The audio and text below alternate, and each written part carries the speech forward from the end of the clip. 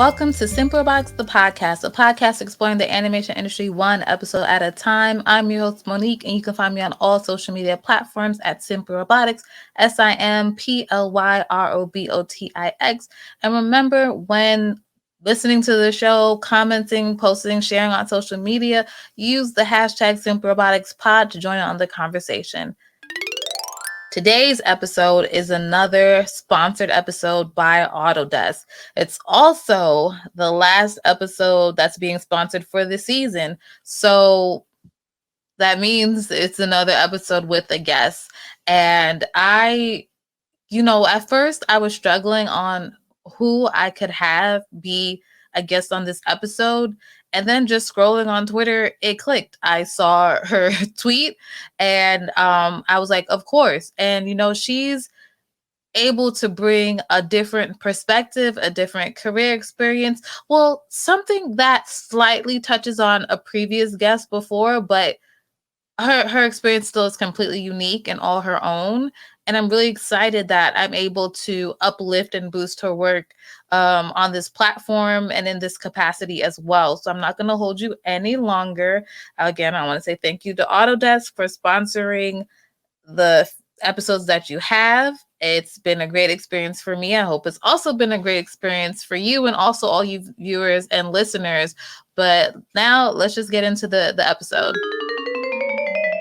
The way you pronounced your name before we started recording was quite interesting because I don't think I'm saying it properly. Maybe I'm saying it good enough.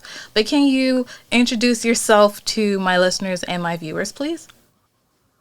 I can. Hi, Monique. I am Raqi Syed. My name is easier to pronounce than it looks. The Q without the U is not done in English. That's why it's confusing. Raqi. Shall I give you a backstory, like a bio? So just to start from, where are you from and where are you based currently? So I was born in Wisconsin, Milwaukee, Wisconsin, but I grew up in Southern California and I now live in Wellington, New Zealand. Cool. So my heart is always in LA, but my physical body is here in Aotearoa, New Zealand. And before we get into it, what was the transition like for you being in the States and then moving to a whole nother country? Yeah, it was pretty crazy because I came to New Zealand in 2008 and I only came for 1 year. I had a 1-year contract at Weta Digital and I thought, I wanted to change. I always wanted to come to New Zealand because they had made the Lord of the Rings films and it was very exciting. When I was a student, the idea that you could go to New Zealand and work in visual effects at a company like Weta Digital. And so New Zealand is interesting because it's like a very slow sort of culture shock. You get here, everyone speaks English. It feels very familiar, but then you start to realize as an American that there's this really huge cultural gulf between our sense of popular culture and the way that we exist, the way that we are, our values, how we interact with each other, and that of the Commonwealth, which is kind of the British system, which New Zealand is a former colony, so it comes out of that. And so the culture shock was slow, but it did come eventually. But In what industry are you currently working in? So I still consider myself at heart a visual effects artist because, I started as a, I can talk a little bit more about this later, but I've always wanted to work in animation. Like I've always known that animation is my medium, and there's a lot of crossover between animation and visual effects. There's a lot of convergence that's happened, but that is sort of my bread and butter in terms of my skills and the way that I think, because I have a very film oriented way of thinking. But I do work in virtual reality now. I've made virtual reality experience, and I teach visual effects to students. But again, it's very much like this convergence of thinking about the medium as a way to tell stories. Not just traditionally in film, but also for real-time technologies like games and immersive and all that stuff. And I teach. I'm a researcher at Victoria University of Wellington. And did you go to any sort of like art school or trade school for VFX and virtual reality stuff? And what was that experience like for you? Yeah, I did go to art school. I didn't go to a trade school. Sometimes I wish I had, because then I would have had more hardcore skills out of the gate. But I learned how to animate, I guess you could say, because I started making animated films when I was in junior high. And then I did that all through high school, stop motion specifically. And then I went to film school and I got like a proper film degree in film theory and film history at the University of Southern California. And then I did an MFA in animation and digital arts. So that was an art degree, but again, in the context of film school. So I always like to ask my guests too, just because I think it's important that the career journey is just not always linear. Like some people think you go to college and then your first job is like an intern somewhere and then boom, you're working on like, you know, these blockbuster movies. But what was like your first job ever versus your first job in the industry? Yeah. I mean, I'm not gonna I did have a fairly linear trajectory and it was weird because I started early. And so my first job was in the film industry, but it wasn't a very exciting job. I Okay. worked at a studio called Stan Winston Digital, which had an amazing history. So that's where Stan Winston, the amazing special effects artist, ran his studio, and they worked on the original Terminator, and they made creature effects, like physical creature effects. Yeah, the And practical stuff. in the early, yeah, practical stuff. In the early 2000s, they started moving into the digital space, and they worked on a film called Sky Captain and the World of Tomorrow, which I don't know if you remember, but it was one of the early films that really combined digital world building with live action. And I was like the bottom of the barrel. Like I showed up there and they were like, do you want to man the render queue? And it was just like back burner and like literally moving renders around. It wasn't very exciting. And then they were like, hey, do you want to build some desks? And so I was kind of like a production assistant. And I remember feeling really demoralized because the studio was in the valley and my family lived at that time in San Bernardino. Anyone who understands the geography of LA, you had to drive through 2 counties to get to Stan Winston Digital Studios. And of course, I couldn't afford to live on my own. So I had this like 90-minute commute. I spent 3 hours of every day sitting in traffic. And I was like, why did I go to film school? What am I doing with my life? It was, yeah. And that only actually lasted 6 months, although it felt like an eternity. Oh, well, That was my first that's job. impressive. My first industry job, I was a runner, and I the day that I quit, it was because they had like asked me multiple times to scrub the walls because there was like Yeah. guck on it with the magic eraser, and I was just like, you know what? I think today's gonna be my last day. And that was like after like 3, almost 4 months. I was like, I cannot do this anymore. So you know, some people are able to actually go through with that for extended periods of time, and you know, I don't know. Yeah. I wasn't one of those people. I had this weird combination of not having a lot of confidence, but then also maybe a secretly self-inflated ego, knowing that like I can do better than this. Yeah, I relate to that a lot. So in reading a bit about you, I learned that you worked on Meet the Robinsons and Tangled. So where did that come in your career journey, and what was it like being at a studio like Disney? Yeah. So after Stan Winston, I did a couple of very short jobs. One of them was working at a studio called Escape, which is what the studio that worked on the original Matrix films was called Mannix. And there's a whole history there, which I won't go into, but that shut down and they escaped to the other side of the campus where Maddox was located, and they started Escape, and they worked on the second 2 Matrix films there. So I got hired as a junior lighter to work on a film called Catwoman with Halle Berry Oh, okay. as Catwoman. Yes. Yeah. So I worked on that for a few months, and that was cool because it was like really amazing people. It was this studio that had this amazing short history of working on basically the coolest film visual effects film of the period, which was The Matrix. And I was doing stuff that was related to lighting and rendering. Even though I was just a junior artist, I was supporting the lighters. And that was really cool because they also told us that in the group of junior TDs that we're going to work on Superman and a bunch of other films, and we want to hire you and keep you on. And then, of course, stuff happened and they lost all their funding. Oh, no. The film fell through.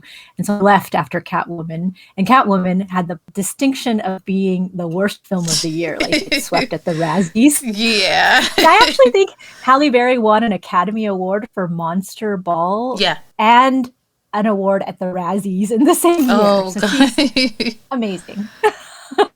Yeah. I actually still never seen that Catwoman just because I've heard such not great things about it. Yeah, no, it's not the best, but it has a very special place in my heart because I feel like it gave me the opportunity to like advance, like to go from someone who was doing weird PA type stuff to actually getting the title of junior lighting PD. Right. And then I was able to leverage that into being interviewed by the folks at Disney Feature Animation for an ATD position on, it was actually like they were just finishing up Chicken Little. So I did a tiny bit of stuff on Chicken Little, but mainly I was there to work on Meet the Robinsons. And that was the time when Disney was transitioning from being a 2D studio. They had shut down their Florida operation and they were wanting to reinvent themselves as like a studio that does what they do, but in making CG films.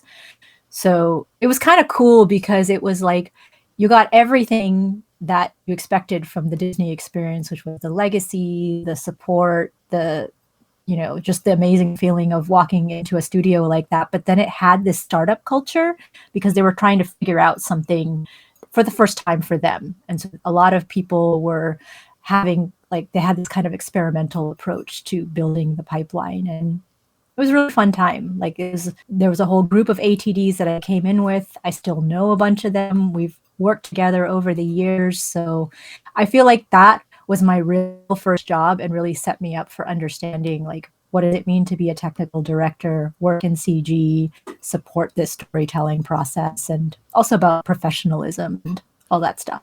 Yeah, and you're using words like the lighting artist and TD. Can you just explain a little bit to my listeners what that actually means? 'Cause I don't think we've had someone with your background on yet. Yeah, so TD means technical director, and this is kind of, I heard someone describe it recently as the Swiss Army knife of computer graphics production. And it kind of is, in that, like, you're meant to be someone who understands the tools and can work, who knows what they're doing in any particular discipline conceptually and can quickly pick up the technology to support that. So in the lighting context, it's like knowing how to light, knowing how to debug, knowing how to tell stories visually through light, but then also having to do stuff like read render logs, figure out why renders are taking a long time, optimize renders, write scripts to support the the artists to do things quickly, to fix, prevent them from having to do repetitive tasks. So it's a technical role that supports artistry. And in animation, it usually means like you're quite a technical person. And then they have a separate role for the lighting artist. And that's the person that just uses the tools to mainly do art stuff, like setting up lights and things like that. And you have these two people work together, like the technical person supports the artistic person. And that's how it's been traditionally in feature animation. But in visual effects, they don't separate those roles.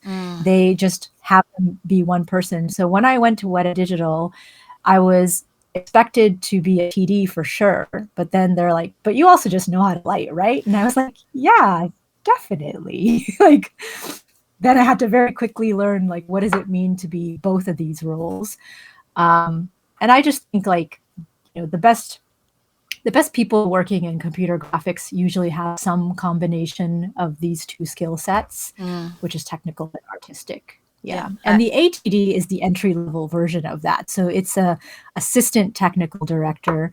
And what you're doing there is you're usually learning about the pipeline and doing stuff like you come in the morning, renders have erred overnight. You read through the logs, you figure out why, you go and you feed that information to the right people, or you're writing scripts and setting up automated processes. You're like helping to do very small tasks to support the larger process of filmmaking in the studio.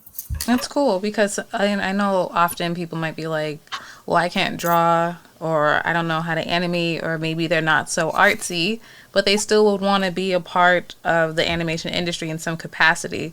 So basically, maybe if you have some sort of like computer science background or IT or something, you can probably still work your way into like a technical director type of position, right? Would you say? But you still would need to learn some Yeah. art stuff still because of whichever department you're working with, but you can be more technical than be more artsy, but still a part of the process.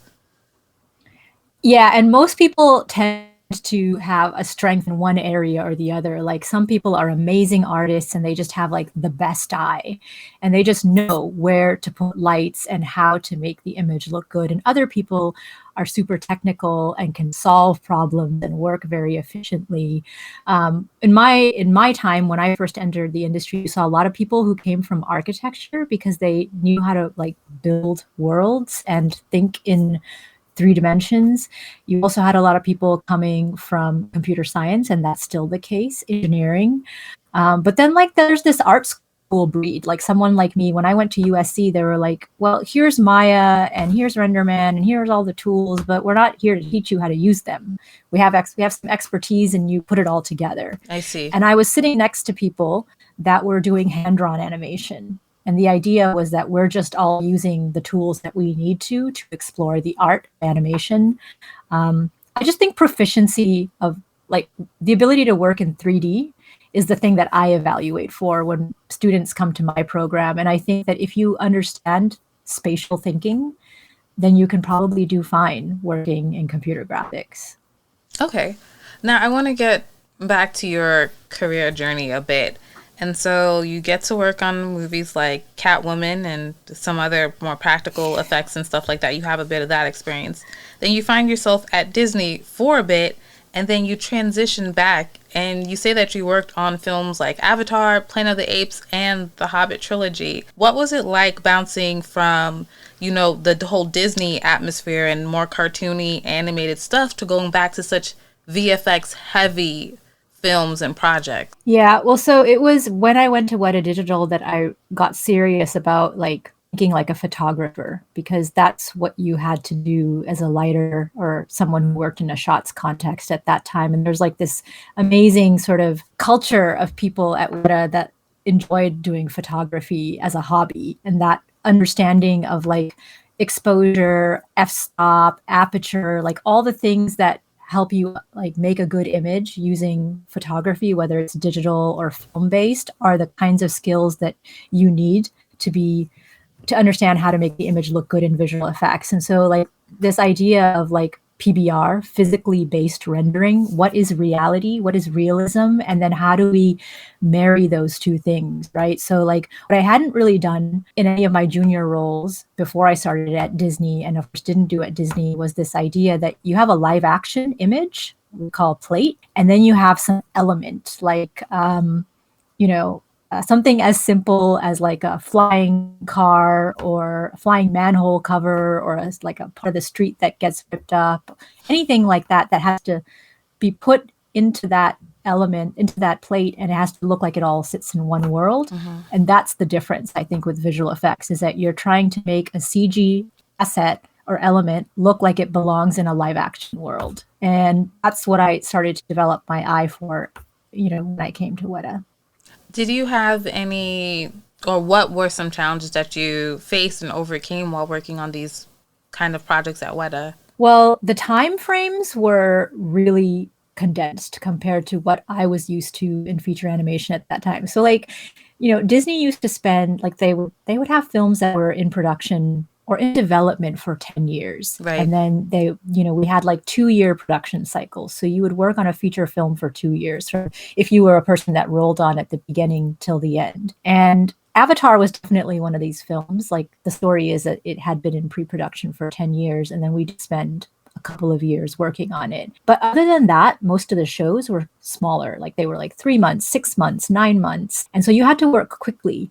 The timelines were much more condensed, and you're not your own client. Like that was the other big difference, is at Disney, everything is happening in-house. So like the person that you're there to, the director is also in-house. So everyone's working together as a team. It's kind of a different culture. Whereas when you're at a visual effects studio and you're a client, you just have to deliver a vision and try not to intervene in what that vision is that's given by the director who's outside the studio. And so it's much more of a service context, and you do have to work a little bit faster. And I mean, was it just a matter of just stepping up to the plate and doing it? Did you have much adjusting in that? Or it was like, yeah, you just had to do it? Yeah, you just have to do it. But also, like, when I got there, I was given the title of lighting TD, but I was still like kind of transitioning from a junior to a lighting TD, like a junior to mid-career. Gotcha. I was sort of in that in-between space. And I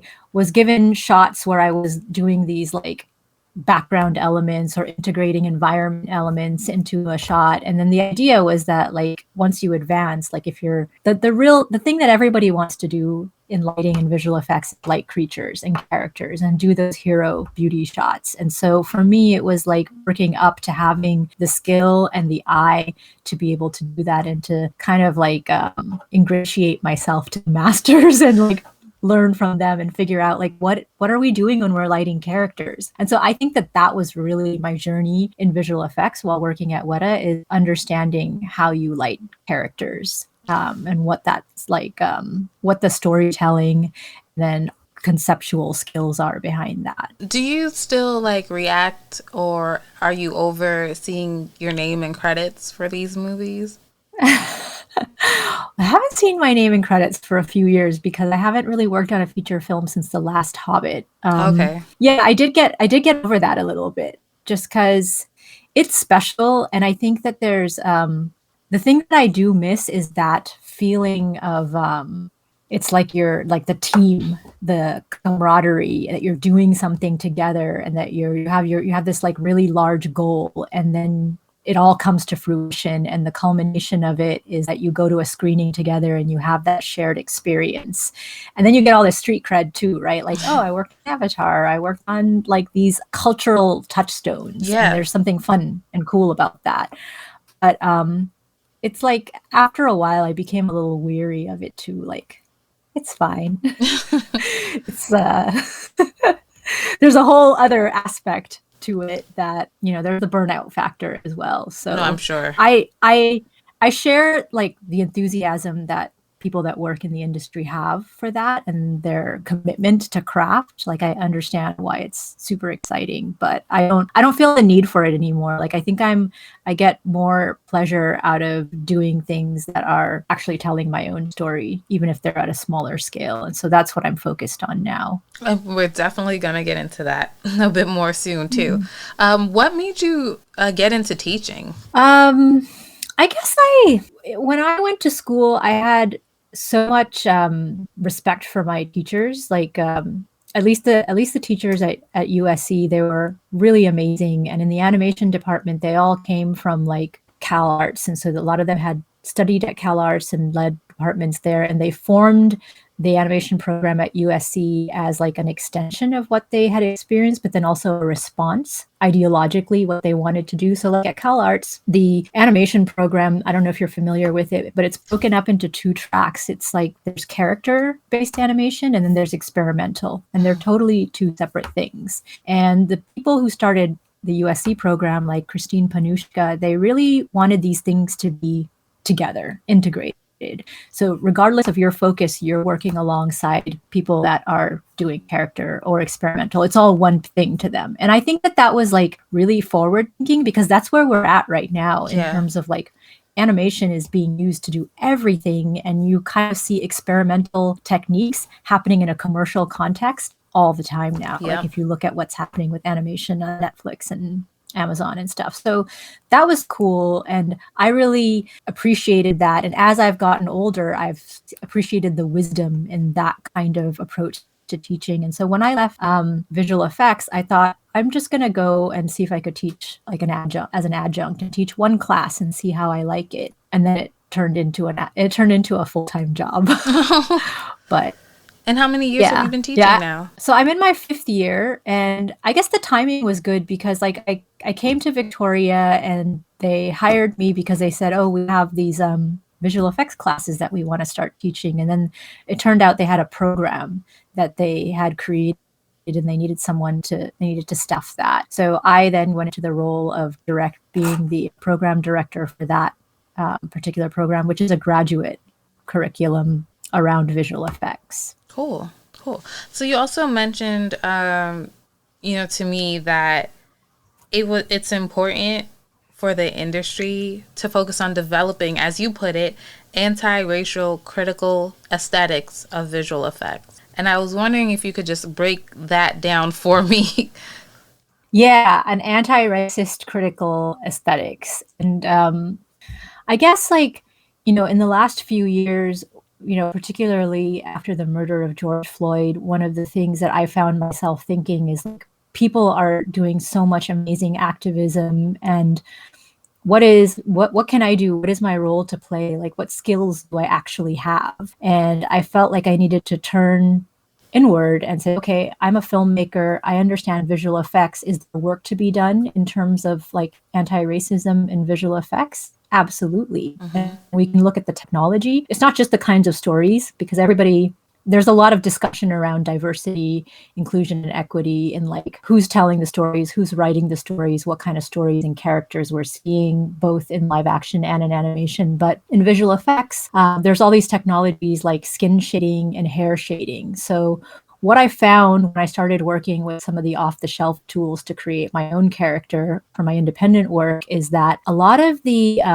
shading that was designed for skin was based on the assumption that you were creating a Caucasian character. Mm-hmm. And if you wanted to create darker skin, you had to do things like tint shader on top, like the base texture on top, which was like, that's not the right way to create detail in skin shading. You actually lose detail that way. So as I started digging into this, I became aware of some other people doing research in this area. And there's, in particular, Professor Theodore Kim at Yale. He's a computer scientist who also used to work at Pixar doing research. And he has focused on this area as well. And he's especially interested in hair shading. And so what we know about hair is there's 4 types of hair that get categorized from 1 to 4, 1 being perfectly straight and 4 being kinky hair, which is the kind of hair that you would need to simulate in order to represent black hair. Mm-hmm. And there's not a lot of research that's been done on this hair. And what we also know is when we look at skin shading, it also goes from this type 1, 2, 3. And so there's like, first off, a hierarchy by number that's happening in both cases. And then all of the research in terms of like the papers that are published are based on white skin shading. And if you go into a Google search, like just do a Google search for skin shader, you'll get page after page of formulas and images that show you how to make like realistic skin for white skin. So we think that this is a problem, and it is easily addressed, but first we have to make other people aware of it, and then we need to do research to counter it by doing research on skin and hair that uses actual models of people of color and Black people and people who have type 4 kinky hair. So that's like the basis of that particular research platform. And just this week, we've had some really great presentations that we've participated in at CGRAPH, which is a computer graphics conference. And I can actually link you to a talk that Professor Kim did about the history of I would love to include that in the show notes, so if people want to look and check it out. I just, because you're saying this, it just reminds me of when I was in undergrad and we would get some of those assignments, right, where you're doing your skin shader, you're basically like making yourself, and it's like, here's all the steps. But I would do it, and I would always kind of like have to figure out how to get mine to like not look ashy, and the hair thing, you just couldn't make it work. And it was like again, like you're saying, all the steps was under the assumption that it's a Caucasian person that you're making.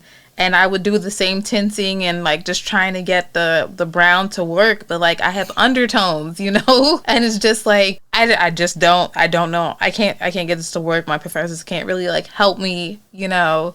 And mine looks different from like the rest of my classmates. And then the hair, like with I remember my thesis character, I was like the easiest thing for me to do was just to like use spheres and try and just like emulate like Afro textured hair with spheres, because I'm not about to figure out how to texture and get something in like a sim here, you know. But that also, like, I remember once in grad school, in undergrad, and paying more attention to like the features that were coming out, I'd be like, how come we can get all these creatures but we just can't get brown and black people or characters on screen? But we can have like characters and creatures with different like fur textures or whatever. I would think of like Brave, and they were so impressed with her hair system, and I was like, I don't understand why that can't translate to like a character, like we're saying, with kinky hair.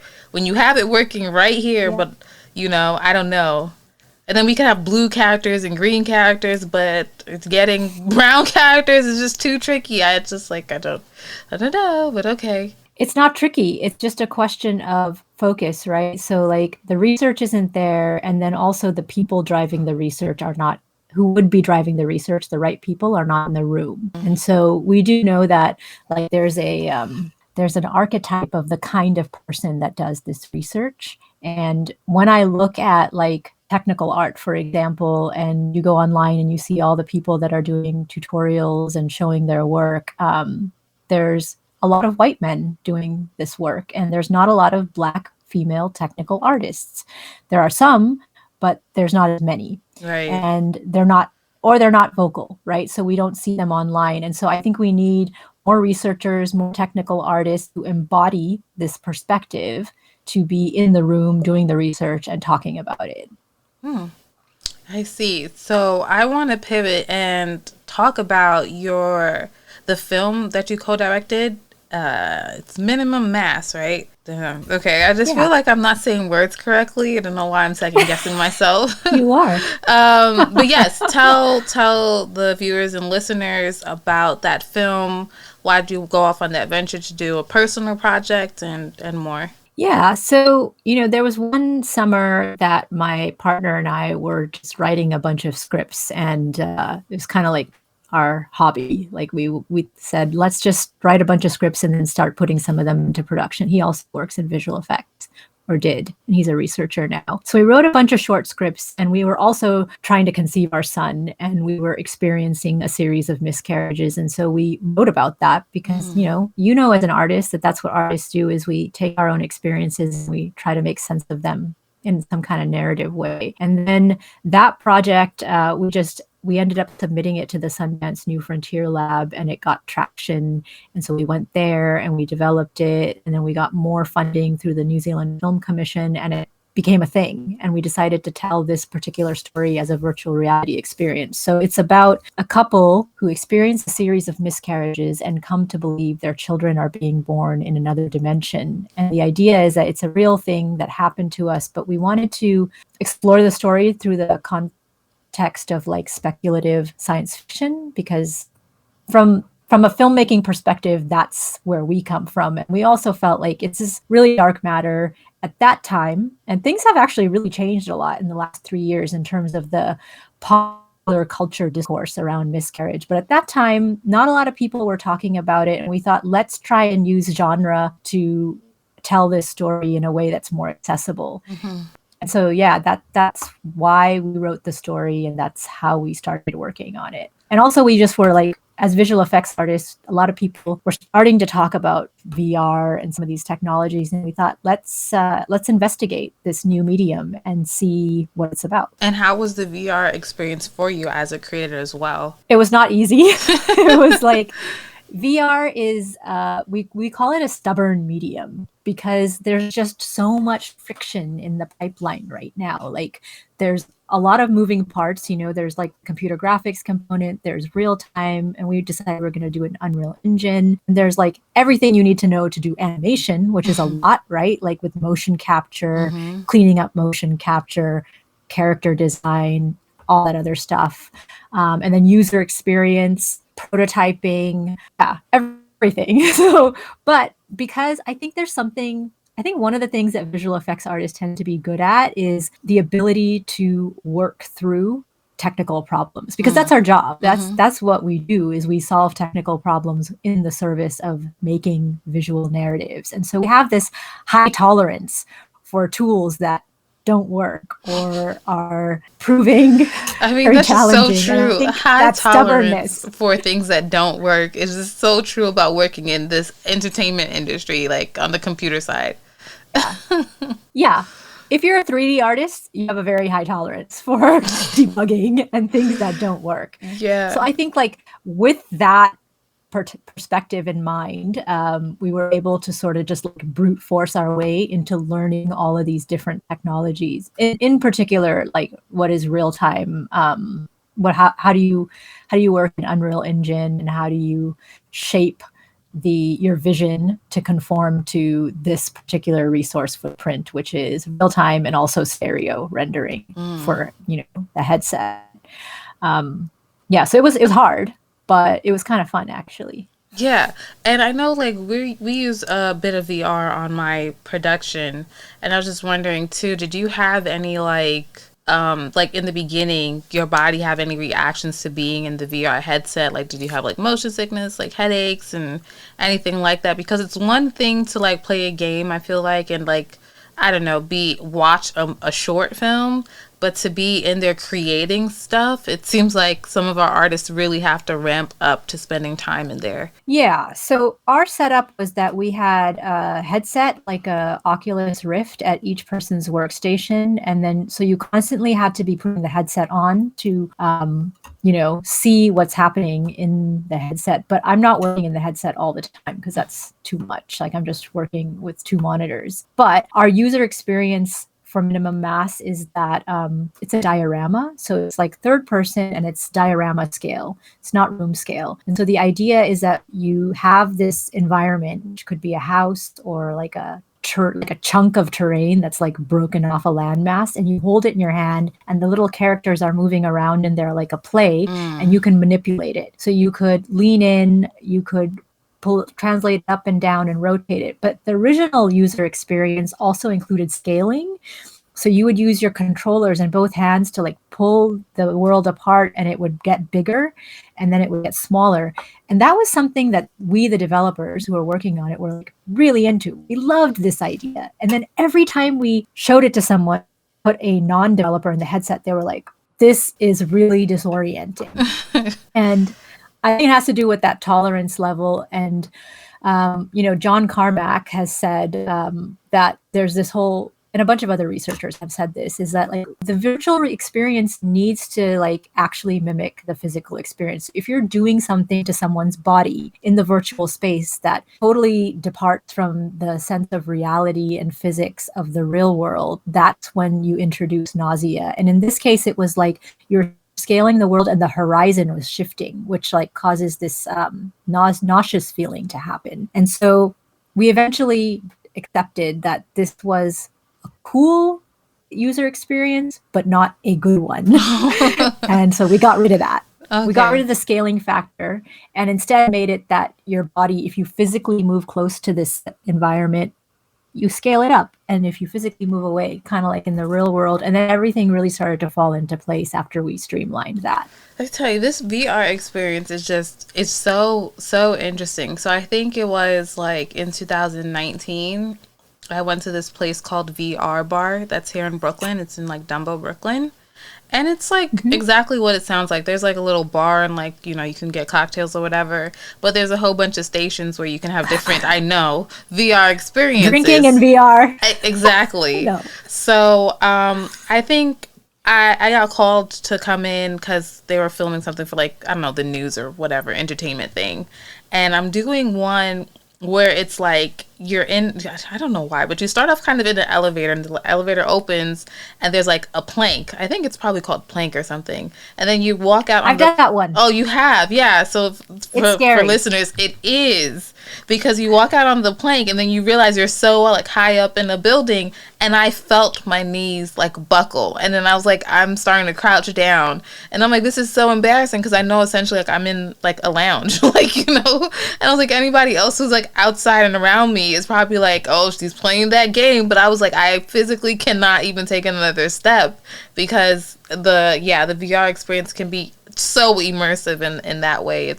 It's pretty crazy. I've never been able to get out of the elevator. Oh, really? You know, there are some people that just jump out because they don't flip out about it, but I can't do it. Oh, that's so funny. I have a fear of heights in general. Okay, so that makes some sense. It's very effective. It is. I don't think I really have a fear of heights, but I could just do about like, I could not get to the end of the board. I would have been on the ground, literally, trying to do that. But I could understand how like the whole zooming in and out thing could make people sick, but I haven't had any nauseous type of thing just yet.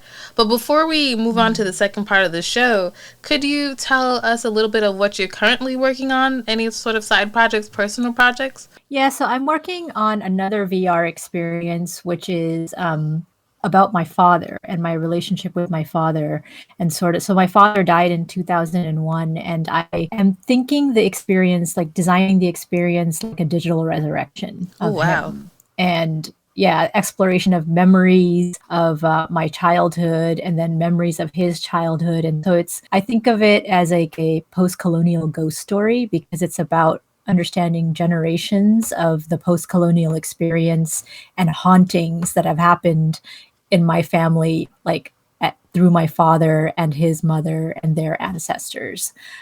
So it's a little bit heavy, but that's the idea. Wow, that is heavy. I already feel like I'm probably going to get emotional. I too lost my father.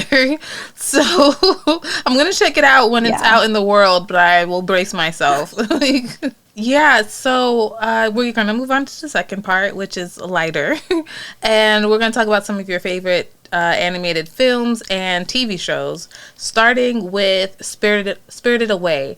I don't think we've had anyone, I could be lying, just in case we haven't had anyone talk about the movie yet, can you just, real simply recap the movie? So Spirited Away is a Miyazaki film. It's a Japanese animated film from 2006. Is it? No, 2001. And it's about a little girl who's like on the cusp of growing up. And it's kind of an exploration of the loss of her childhood, the beauty of like being in the secret world, the secret fantasy world of childhood, and the darkness that exists in that fantasy world. And then once she is about to become of school age or something, and she goes into this secret place and has all these adventures, and it's very fantastic, but also dark. And then she emerges on the other side of it, like wiser and ready to move on to the next phase of her life. I think that's what I would describe it. And why is it one of your favorites? Because it does this like really beautiful thing that I think the best animated films do, which is explore the unconscious or the subconscious of a character. And so it's this girl that's like struggling with being on the cusp of like adulthood or young adulthood. And so she has all these like feelings inside about it. And the way that it manifests itself is through these magical and frightening characters of like giant babies and witches and baba yagas and ghosts that come to life. And it's all about like her shadow self, the things that she's scared of. And so it's like deeply psychological. And then it's also very psychedelic, like crazy things are happening in this world, inanimate objects are coming to life. And that's what animation also does, is it like breathes life into things that are inanimate. And I just think that this film does all of these things so well. And it also is very dark. Yes. Which I think the best fairy tales are. And so it's that like balance of darkness and lightness, and how children are really good at negotiating these two things. Now, people should know that I am a scaredy cat. I get scared very easily. about almost everything. So when this first came out, I thought it was actually a scary movie. So I didn't see it until I was like in my late teens at that time. Yeah. I mean, it kind of is. Yeah, because I saw like the No Face character and like all the. I was like, I don't know Hmm. what y'all talking about, trying to get me to watch this stuff. Like, I'll pass. Um, do you have a favorite moment from that movie? A favorite moment? Like, isn't there that moment where they're like outside at that restaurant and they're eating and then people start to like overeat and kind of engorge themselves and it all becomes like kind of grotesque and Yep. frightening, and I just love that I was part. thinking about that too because I remember being like, the food looks so good.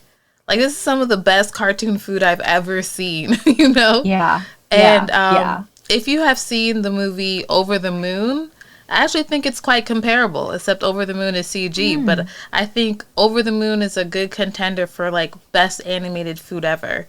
Okay. That Yeah. I won't say Animated too food much. that like 1 minute looks delicious and in another minute is like totally Yeah. grotesque. That's the specialness of Spirited Away. Well, yes, yeah, that's true too. Another movie you mentioned was The Animatrix, which is one that I do remember, but I actually haven't seen. Can you, yeah, recap Yeah, it first? so that was like the Wachowskis doing the, they were one of the first Western filmmakers to really explore the transmedia. Sort of like it had been done in Japan a lot, this idea that you would break off a part of your story and put it into another medium and then access a whole other audience that way. And so the Animatrix is like a series of, it's an anthology of short animated films which come from the world of the Matrix, but are being told by different, directed by different people. So they have different styles. And yeah, it's just like it's, I just think the world of the Matrix is fascinating, and it just explores different aspects of that, including the I think there's like a Ghost in the Shell short in there as Oh, well, which is quite interesting. cool. So I And think, there's like a haunted house one, and they're like, you know, Anna, I guess anime and Western mashup interpretations of classic myths as well. So it's just like a whole lot of cool stuff happening. yeah, I looked at, I was just scrolling through, so I saw some of the images for it, but I believe it's on HBO Max. So it's, if you have a subscription, you should be able to see it. If not, you'll pay your $2, $3 somewhere else and see it. What did I want to say about? Oh, because you said that how you take like a piece of the story and you break it out and put it into another medium. What I will be talking about on my podcast too now is the Marvel's What If. So when you said that, like, I was like, oh, that's exactly what they're doing with that, because they're taking their, Mm. well, what was once the comic books and then it's live action. Now they're taking the live action and, exploring other avenues with this animated medium. So that's in some upcoming episodes for listeners, but it's nice to hear you say, well, this was something that was being done before then that I personally wasn't aware of. Yeah, I mean, I guess Marvel has put all of this transmedia stuff into hyperdrive now, Oh, but absolutely. it's been around for, yeah. Yeah.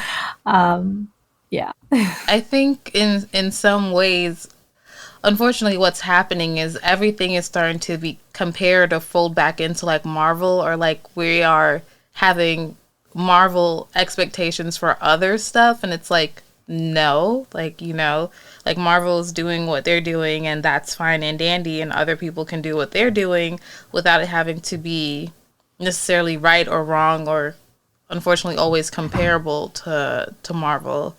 Like, I'm going off on a tangent, but Yeah. there's two Suicide Squad movies, and I was like, why? And like, I was joking with my friend. I was like, are they creating a multiverse of movies here? Like, does this tie into like anything? And my friend was like, Monique, it's not Marvel. It's like, even if it's not Marvel, is this just like two origin stories? Like, why is there two? Is it actual sequel? Is it not a sequel? Is it like a point five?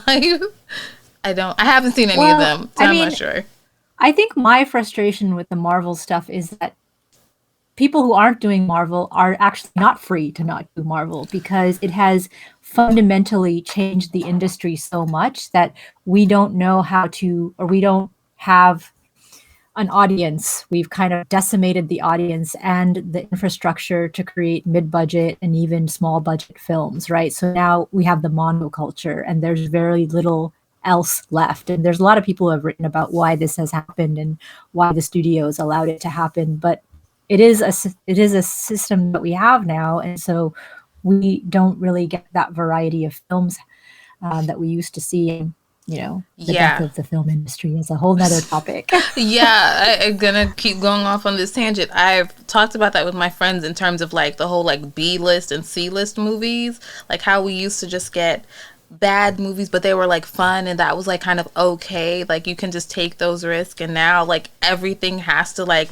be a big blockbuster budget thing. It has to have like celebrities, and like I'm a real sucker for like some good corny romance comedies, you know? And I feel like I find myself really watching the same things over and over because the new ones just, they feel so off, you know? And so like there isn't really a space to like be those B and C list movies and still have a good time with that because everything's trying to be super perfect. But yes, moving on to another movie that you shared.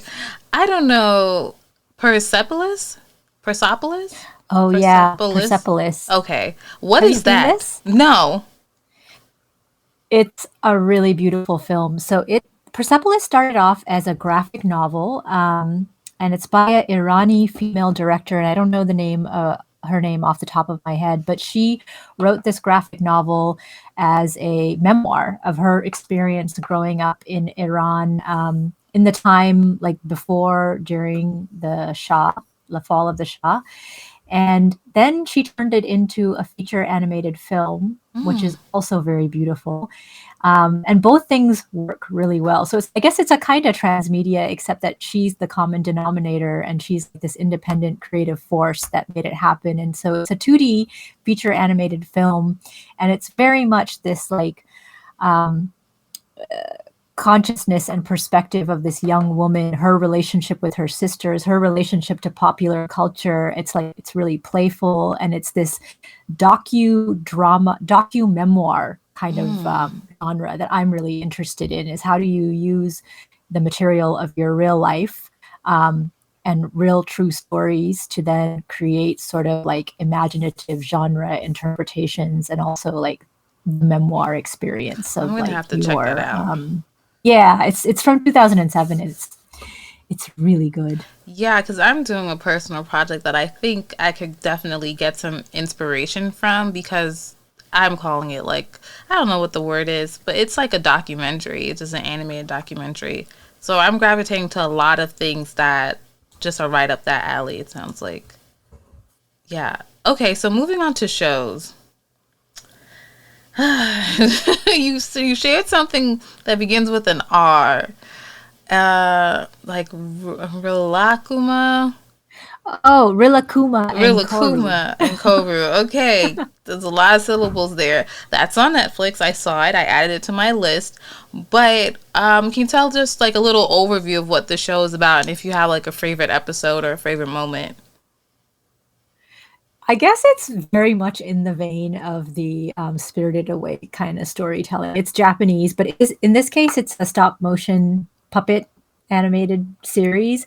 And it's, again, that exploration of like a young woman's imaginary life. So it's this young woman who has this kind of dreary day job as a secretary. And she has all of these like animals that are like her children that live at home, and they're just stuffed animals that come to life. And so in the beginning of the show, you're like, is this real? Is this not? The show doesn't care if it's real or if it's not. You just accept it.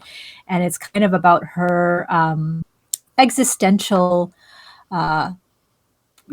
concerns. Like, she's lonely, she's looking for love, she has to take care of these like little children who are her stuffed animals. It's just like, it's super cute. It's that fine line between cute and whimsical and fantasy, and also the dark reality of loneliness and existence, which I guess is kind of my jam. Yeah. I love doing this with guests because we start seeing a theme, like once you start talking about what you picked and why you picked it, you're like, I'm learning a lot about myself right now.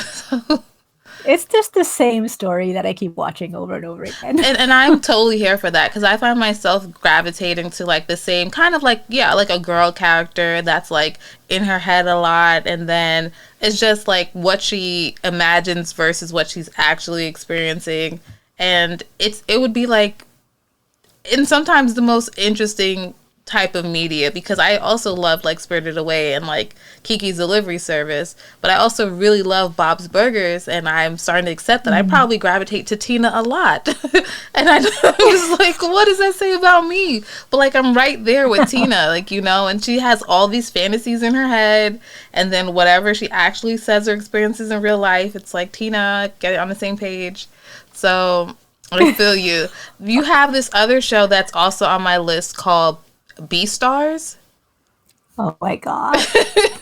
Do you want to talk about Beastars? Because like I don't know anyone that wants to talk about Beastars. I don't know anything really about it. I really like it. Okay, yeah, but it's on my list, but I haven't gotten around because I'm not too sure. I feel like I've seen questionable things about Twitter about it, and I'm like, should I just go forth and watch it, or should I not watch it? I think you should go forth and watch it. It's super weird. So it's also this other genre that I like, which is like it's the teen melodrama, but weird, right? So like Buffy the Vampire Slayer. And it's basically a teen melodrama, but then it has these layers of other things that it's exploring. So it's like omnivores versus carnivores. And so all the characters are animals, and half of them are omnivores and half of them are carnivores. And so there's this like whole paradigm of like power and how it's enacted in society, who like literally who eats who. And then there's like this kind of layer of sexuality because it's a teen melodrama, and some of the omnivores are secretly attracted to the carnivores. And it's just really weird, but the animation is very beautiful, and it's kind of this interesting mashup of tones. So it's like speculative and weird, but then it's also very realistic because it's just the melodrama of human existence, particularly young people. And so it's kind of like why I love Fantastic Mr. Fox, for example. Like I like highly anthropomorphized, realistic animal stuff where it's almost just like talking heads, but it happens to be animals. Yeah. So there's that one show too with like, even though it's really cutesy, it's, I don't know, what is she? Is she like a red panda or something, and she works in an office?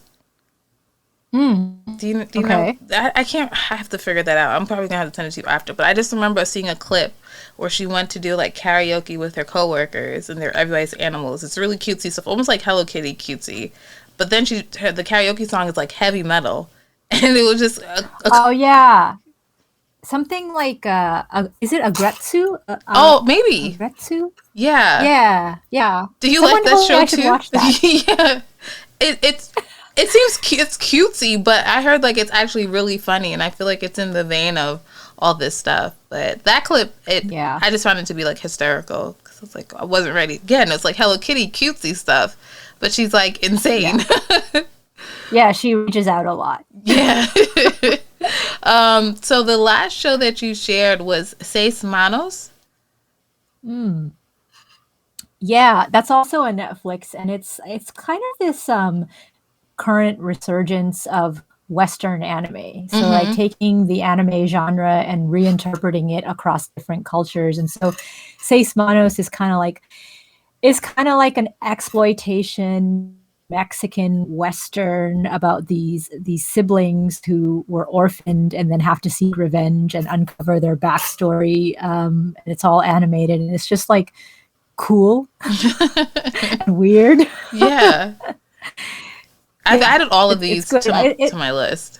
It kind of feels like it could have been made by Tarantino, but it has other concerns. Like it's more about like family melodrama. So that's what I like about it. Cool.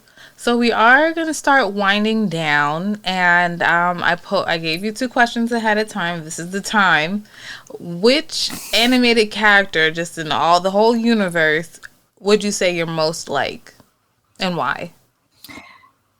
Okay, so I want to say that I am like Bugs Bunny, because the thing about Bugs Bunny is that he never loses his cool, right? He's just like, he's kind of very authentic. He's who he is, but then he also happens to be cool and right. Things always work out for him. So I want to be Bugs Bunny, but in reality, I'm probably Wile E. Coyote, like trying to be cool, trying to do elaborate things that will have a certain outcome, and then it always backfires, and like you're just left looking at Bugs Bunny and being angry about why he gets to always be so cool and you're not. But like my heart really always went out to Wile E. Coyote. Like I wanted just once things to work out for him. Yeah, absolutely. Because he's very creative. Like he has these super creative ways of laying traps and making things happen. And you're just like, surely it should work out for you one of these times. Yeah. So my heart really was always with him. He doesn't get credit for how creative he is, actually. That's a good point. I think maybe in a DEI world, like Wiley would get more credit for just trying so hard. Yeah, right. And showing up and having legitimate skills, but somehow not being set up for success. Yeah, and I think that's also a good point you made about Bugs Bunny, like never losing his cool. It's like, I realized that before. Yeah, well, he's sort of this archetype that you see, like he's like Captain Picard in a way, right? Like Captain Picard almost never loses his cool. Like that, I think, is what we admire about a heroic character. Yeah. They're very dispassionate. So unrealistic. I know. And if you were to cast your family, which in a biopic, which characters would you use? And we can keep it up to like 3 family members. Nothing too tricky or complicated. I kind of struggled with this one because I don't know. Like I think this is part of my my journey in animation is that I've never really seen my world depicted or like my life experience depicted in the animated world. Like there are things that I identify with and characters that I love, but in terms of like family, and I think that's the reason why I'm trying to make this next project as like a docu-memoir about my family, because I want to know like what would it be like to put my family in a story world that's animated. And it hasn't happened yet. Yeah, you're not the first person to say that, and you might not be the last either. But that actually brings me back to a question I wanted to ask and I forgot it. And that was just like, what role or how does your culture and your background come into play, or how has it come into play with your creative journey? Yeah, I mean, it kind of hasn't, and it hasn't in that my parents, when I was younger, they wanted me to be a doctor and go to med school and do traditional things like that. And my father was an engineer, and so like, you know, if you're a young Pakistani kid back in the day, you either became an engineer or a physician, and those were the acceptable outcomes. And anything in the middle was like kind of frowned upon. And so my family has always been supportive, but I don't think they've ever. My parents never really understood what it was about. Like, oh, this is a interesting thing for you to be doing. But increasingly, I appreciate that they didn't prevent me from doing it. Even if they didn't understand it, they never got in the way, which I think I've seen a lot of young people, and I still see it in my job now, is that they have these family pressures and they can't flourish creatively because they're being pressured to do something else. And the writer Viet Nguyen actually wrote a New York Times essay about this recently, like what it means to be a young Asian person and unsupported by your family if you're trying to become an artist. So I think that's sort of my job, is like with my son and my nieces and nephews, is like I want them to feel like, okay, you have a voice and something to say as a person of color and an Asian person, and your family supports you to do that. It's not even that the forces are against you, but that you are allowed to do whatever you want. Yes. Outside the context of these traditional jobs with capital J's. Yeah. So I have a very supportive family, but I think that they never really understood until more recently, like what I was actually trying to do, because it was so out of context for a Pakistani person. Like, I get it. I understand. Can you, first off, that was actually a really good note to, I guess, close out on. And I want to say thank you for taking your time out of your day to join me and share like your background and your journey and your favorite stuff to watch with us. Can you tell my listeners and viewers how they can check out your stuff, if you have a website, if you're open to engaging on social media, maybe share your handles? Yeah, definitely. So I'm Hydrox and Horlicks on Twitter at Hydrox and Horlicks, and we can spell that for you in the show notes. Yes. That's how I met you, Monique, is I think we just started chatting on Twitter because I was really intrigued and appreciative of what you're doing with your other program called Diverse Tunes. Thank you. So you can find me there. You can also find me at hydroxandhorlick.com or minimummass.com if you want to learn more about Minimum Mass, the VR experience, and where it might be playing at a festival near you. Yes. Yeah, okay. Keep it cute and simple. Easy to find. Yeah, and I will have links as we said to everything in the show notes. You are going to send me that talk, and that will be in the show notes as well. Thank you again. Thank you everybody for listening, tuning, and sharing and supporting. And until next time, bye. Bye, everyone.